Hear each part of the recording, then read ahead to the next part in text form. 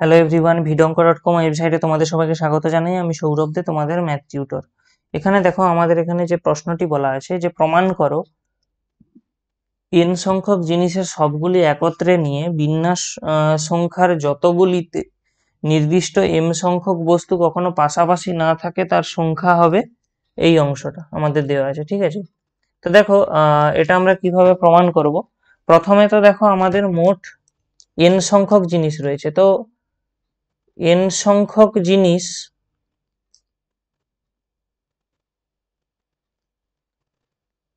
মোট n factorial উপায়ে বিন্যস্ত হতে পারে।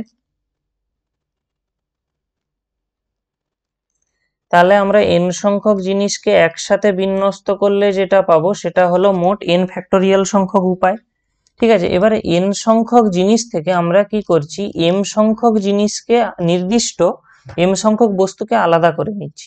তাহলে আমাদের বাকি কি থাকে, n মাইনাস m সংখ্যক বস্তু থাকে, ঠিক আছে? এখন আমরা যেহেতু আমাদেরকে নির্ণয় করতে বলা হচ্ছে যে সমস্ত ক্ষেত্রে এই m সংখ্যক বস্তু পাশাপাশি থাকবে না, আমরা নির্ণয় করব যেখানে এই m সংখ্যক বস্তু পাশাপাশি থাকবে তার সম্ভাবনা, মানে সেই বিন্যাস সংখ্যা কত।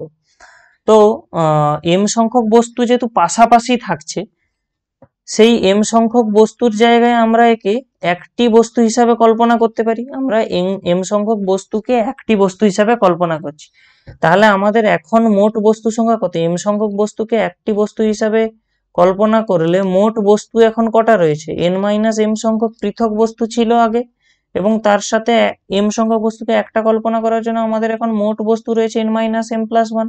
তাহলে এই যে n minus m plus one সংখ্যক বস্তু, এরা কত উপায়ে বিন্যস্ত হতে পারে না, n minus m plus one factorial উপায়, ঠিক আছে? এখন কিন্তু আমরা এই যে m সংখ্যক বস্তুকে তো একটা বস্তু হিসাবে কল্পনা করেছিলাম, তো ওই m সংখ্যক বস্তু নিজেদের মধ্যে আবার m ফ্যাক্টোরিয়াল উপায়ে বিন্যস্ত হতে পারে। এখন এই যে এটা আমরা পেলাম, এটা কি হবে না, এটা হবে নির্দিষ্ট m সংখ্যক বস্তু সর্বদা পাশাপাশি অবস্থান করে সেই রূপ বিন্যাস সংখ্যা। দেখো, আমরা মোট বিন্যাস সংখ্যা জানি n ফ্যাক্টোরিয়াল, আবার m সংখ্যক বস্তু পাশাপাশি বসবে সেই বিন্যাস সংখ্যা পেয়ে যাচ্ছি। তাহলে বাকি আমাদের যে বিন্যাস সংখ্যা থাকছে, অর্থাৎ n ফ্যাক্টোরিয়াল থেকে আমরা যদি এই অংশটা বিয়োগ করে দিই, তাহলে সেই ক্ষেত্রেই m সংখ্যক বস্তু কখনো পাশাপাশি থাকবে না। তাহলে আমাদের তাহলে m সংখ্যক বস্তু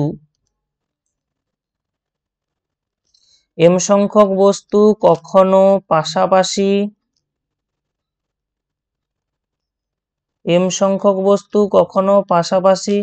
থাকবে না, এরকম